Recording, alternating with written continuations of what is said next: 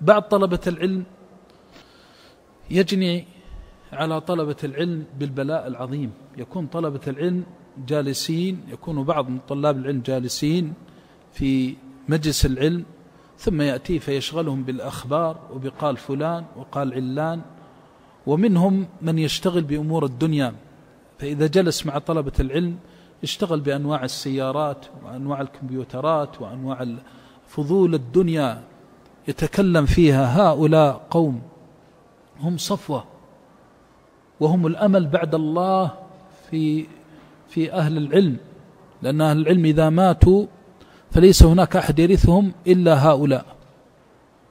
فكن ناصحا لهم، ما تأتيهم بالبيع والشراء والسيارات والقاطرات والكهرباء والدراجات وأخبار الدنيا، هذه سوق آخرة.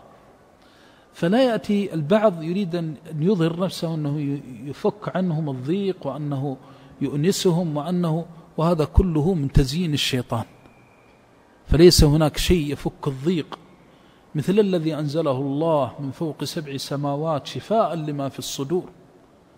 إذا ما فك الضيق بقال الله قال رسوله فلن يفك بغيره.